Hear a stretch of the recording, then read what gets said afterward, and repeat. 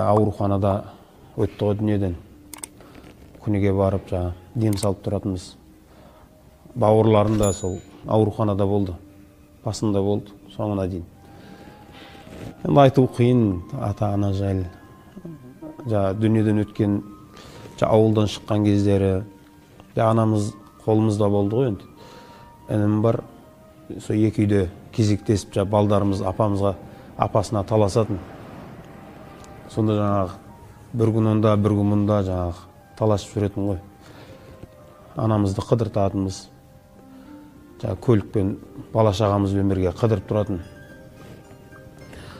Сол бір күні шам намазының уақытында інім менің көлігіммен сол бала шағамызбен бірге анамызды қалаға қыдыртатын болды. Жаяу мешітке қарай бара жаттым. Көшеде үлкен жолға жақындап қалғам. Артыма бір қарағанымда анамыз үйден шығып келе жатыр екен. Көлікке қарай. Сонда бір ой барып, жақсы барып қайтыңыздар деп айта салуым керек деп. Бірақ Алланың құдіреті сол жерде бір шайтан азғырт деп айтайыншы енді. Қазір келесің ғой, не болмаса, ол кісі қайттан келеді ғой деген сияқты. Жалпы бармадым ғой. Сол қарап тұрдым, көлікке келіп отырды. Мен бұрылдым да мешітке қарай кете бердім. Осы сапар анамыздың ауылдан шығып бара жатқан ең соңғы сапар еді. Соны білмедім. Алла Тағала ондай нәрселерді білдірмейді ғой енді. Бізде көп адамдар ата-анасының қадірін білмейміз ғой тірі күнінде. Өткеннен кейін айтып жатамыз. Өткенде бұлай болар еді, мынандай істегенде мынандай болар еді деп айтып жатамыз ғой. Бәрі әшейін сөз. Тірі күнінде қадірін білмейміз ғой. Қазір мен айтамын, сол кезде білгенімде ғой сол анамның соңғы сапар екен. Мүмкін мешітке бармай-ақ барып, аяғынан сүйіп, қолынан сүйіп, шарп салған болар ма едің? Бұны бәріміз айтамыз. Сол үшін мен қазір енді көп жерлерде осыны айтам. Жігіттер, ата-анаң бар ма? Сен білмейсің. Мүмкін осы соңғы сапар шығар. Шарп сал жақсылап. Немесе үйден шығып бара жатсың, ата-анаңның батасын алып шық. Білмейсің, өйткені сен қайттан келесің ба, келмейсің ба? Бұл мүмкін сен келгенше ол бола ма, болмай ма? Бір сұрақ, сен оның разылығын ала алдың ба, ала алмадың ба? Содан жол апаты болды, ауруханада жатты ғой біраз күн. Ата-ананың мейірімін айтқым келеді. Ауруханада жатыр, өзі қатты қиналып реанимацияда жатыр. Басына барып дем салам. Сосын айтады, балдар қарсаңшы. Балдар жақсы ма? Балдар жақсы ма? Мені қой берші дейді, балдар аман болсыншы дейді. Алланың құдіреті бүйтеді, басына барып отырсаң, жарқын терезеде айран тұр, квас тұр, ішіп алшы дейді. Шығып кеткеннен кейін айтады екен, ауруханадан шығам, қасында әпкелеріміз қарап отырады, звондап, жарқын, не жерде кішкене нан бар. Әркіммен дәрі нәрсе алып келеді ғой. Соны мамаң үйге алып, балдарға алып барсыншы деп жатыр деп. Алланың құдіреті бұл ана деген қандай деймін да мейірім. Өлейін деп жатыр да, бірақ балдарын ойлайды екен ғой бәрі. Біздің ойнап күліп, жетісіп жүргеніміз сол кісілердің дұғасымен ғой. Шынымен байқайсыз ба, біз ренжітіп, деп ауыр сөздер айтып үйден шығып кетесің ғой. Бірақ бәріміз білеміз да, үйде отырған кезінде аман келсінші деп отырады. Шынымен де түннің жарымында келсең, әйелің ұйықтап жатады, бірақ анаң күтіп жатады да. Расы ғой ол енді. Мен әйел жаман деп жатқан жоқпын. Бірақ расы. Түнде жатып демалады олар. Демалуға рұқсат қой, мүмкін ғой ол. Бірақ анаң есік ашылған кезде келдің ба дейді ғой. Сондай адамдар да олар. Бауырларымызбен келісіп, анамыз қайтыс болғаннан кейін күніге қабірдің басына барып тұрамыз. Әйтеуір біреу, мен барам болмаса, інім барады әдетке айналдырып, інім бейсенбі күні барып, жұма күнге қараған күні барып, басына барып, Ясин сүресін оқып кетіп, сөйтіп жүретінбіз. Сонда шамам жеткенінше елде кезде басына барам, бала шағамды алып барам. Бала шағама да әдетке айналған, басына апамызға барайықшы деп. Басына барып отырып сөйлесеміз. Қалайсың анашым деп. өзі ауыр нәрсе, жаңа көп жерде мысал қылып айттық қой, бірақ негізі өзімнің басымда ғана айтайын. Осыны естідім да, анаңның көзінен сүйген, анамыз тірі кезінде бұны менмін деп айтпайтын. Жаңа өзіміз біреу осындай істеген екен деп айтатынбыз да. Бірақ мен бұны өзім мақтан қылып айтайын деп тұрған жоқпын. Өзімнің соншалықты төмен екенімді айтқым келіп тұр. Анаңның көзінен сүю, бұл жақсы амал екенін естігеннен кейін осыны жасайық деп көрдім ғой бір күн. Алланың құдіреті, анам отыр жанында, бала шағам отыр. Анамыздың көзінен сүйгішті істей алмаймын. Қараңыз, соншалықты алыстап қалғанымда істей алмаймын осы. 2 күн, 3 күн, кәдімгі білмеймін не екенше, сен жеңе алмайсың өзің күрестен. Просто анаңа барып, жай, анашым деп құшақтауға сен бір нәрсе жібермейді. Алыстап қалғанымызды біз байқамай қалғанбыз. Ауыр сөздер айтамыз да. Осылай өз-өзімізді үлкен кісі сияқты болып кеткенімізді айта алмай қалғанбыз. Диванда отыр, жанына отырдым, балдарымызбен. Бір өз тақырып болды да, бірақ күніге отырған кезде осыны ойлап отырам. Анама жақындайыншы, бір еркелейінші деп жасай алмайсың да. Бір күн балдарымыз, апа менікі ғой деп бір-бірімен ойнай бастады да. Осы бір мүмкіндік болды да, жаңағы. Бірінші жасаған нәрсені қарасай, айтуға ұят негізі. Ұят. Өзіңнің анаң ғой, бөтен адам емес қой. Соншалықты жақындауға қорқамыз да. Жай бардым да, қарасай, басына, иығына басымды қойдым да, ей,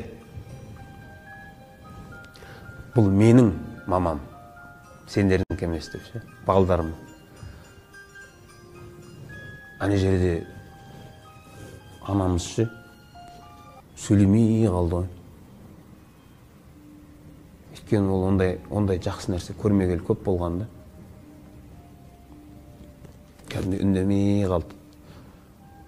Өйт жаңағы басын біраз қойып, бұл менің апам, менің мамам деп біраз отырдым. Шынымен кәдімгі анау стройк істеу, одан цемент құю, одан оңай шығар. Өзіміздің соншалықты анау надандығымызды айтып жатырмын да. Аналарымыздан қалай алыстап қалғанымыз. Бірақ Аллаға шүкір айтыр. Содан кейін жаңа өз-өзімізге бүйтіп қатты тырысып, осыны жасайым деп жаңағы. Онда да зорға жеңіп қой. Анамыз жатқан еді бір күн, содан кейін барып, маңдайынан сүйдім. Мам, бізді кешіріңіз деп. Қанша қателіктер істеп жатырық. Қанша көңілімізді қалдырамыз, кешіріңіз деп. Сөйлемей қойды ғой. Сөйтсек, оған қарасаңшы, кейін түсініп жатырмын да. Ол сөйлесе жылайды кәз. Өйткені ондай жақсылық көрмегені көп болған ғой ол кісілердің, аналардың. Үндемей қалды. Содан енді адам кез келген нәрсеге үйренеді ғой. Күніге жаңағы жатар кезінде маңдайынан сүйем. Кейбір күндер кешке келген кездер ұйықтап қалады. Сонда да барып жаңағы жатады, ұйықтамайды, жатады ғой. Барып маңдайынан сүйем, сол кезде келдің ба дейді. Бір қызығы, осыны істеп жүрдім ғой. Бала шағамызға ананы істе, мынаны істе қажет емес екен.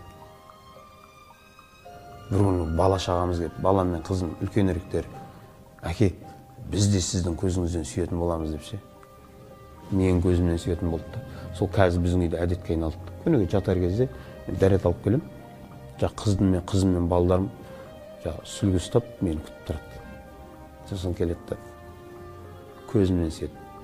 Апамыз тірі кезінде, анамыз тірі кезінде күніге мен апамның көзінен, мамамның көзінен сүйем барып, олар да барып сүйеді. О кісінің көзінен сүйеді. Сөйтіп келіп менің көзімнен сүйеді. Осылай әдетке айналдырды. Енді ол анау көніге деп айта алмаймын, кейбір кездерде сапарда болып қаласың. Ондай кездерде қалып кетеді. Бірақ үйде кезде шамамын жеткенінше әйтеуір осы нәрсені жасауға тырысатынбыз. Ағаларым бар жаңағы.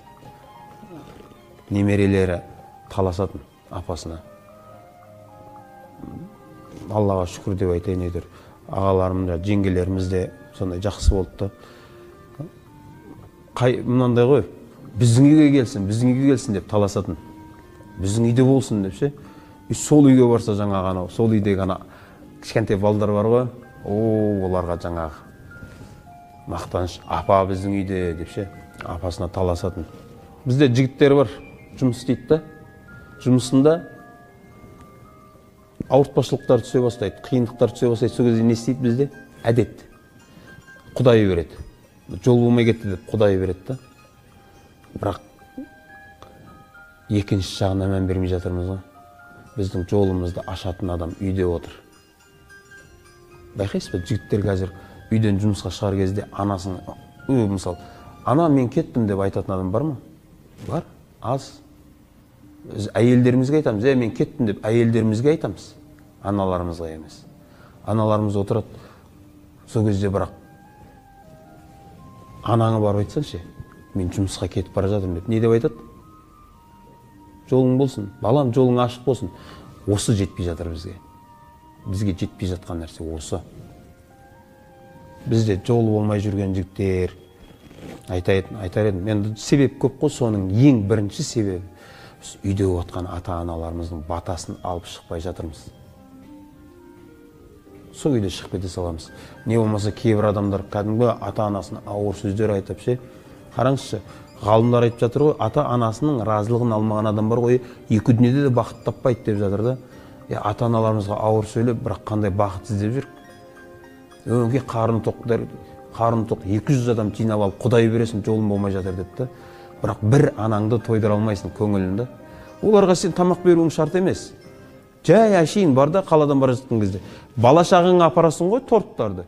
Соны бәрібір бала шағаң жейді да. Жай апарған кезде, мама, мына тортты сізге әкелдім дейші. Көңіл қандай таудай болады, бірақ ол да бәрібір өз жемейді ғой. Қараңыз, ата-ананың соншалықты мейірімділігі да, дастархан басында отырып көрдік қой бірге. Тәтті тұрса, балам сен же деп береді. Сіз жесеңші десең, жоқ мен тәбетім тартып тұрған жоқ деп алдайды. Негізі жегісі келеді ол. Бірақ қарсаңшы сен жесін дейді. Сен анаңа деп апарып берсе, бір тауық апарып, мысалы үшін. Ана сізге алып келдім деші, қуанып қалады да, бірақ айналып кімге береді? Сен балаңа береді бәрі. Жоқ, біз балам, саған әкелдім, жанында анаң отыр да. Ата-анаң барма, жаса, ертең өкінесің. Мен сияқты, басқа да ата-анасынан айырылғандар сияқты өкінесің ертең. Бір жақсылық істеген шығарсың, неге екеуі жасамадым деп өкінесің. Жасап қал, қолынан келген кішкентай нәрсе болса да жасап қал. Ал енді ата-анасы дүниеден өткендер болатын болса, оларға жақсылық жасау әлбетте кеш емес. Пайғамбар саллаллаху алейхи вассалам айтты, оларға жақсылық жасау, олардың көзін көргендерге жақсылық жаса. Қараңыз, біздің өз қазақтың сөздері керемет қой. Сен бір адамға жақсылық істеші, не дейді? Атаңа рахмет. Міне сен ата-анаңа жақсылық жасап жатқан жоқсың ба? Алла рахметіне алсын деп жатыр ғой. Егер жамандық істесеңші, атаңа нәлет дей ма? Атаңа нәлет дей ма? Сен ата-анаңды лағнеттеп жатсың ғой. Ата-анаңның көзін көргендерді ше, жақсылық істесең кәдімгідей айтады. Маладесмін, мына бала, бұның әкесі жақсы адам тұғын. Міне әкесінің тәрбиесі деп ше, сен әкеңнің артынан сәлем жолдап жатсың ғой. Ата-анасы дүниеде өткендер, ата-анасының көзін көргендерге үлкен жақсылық істесін.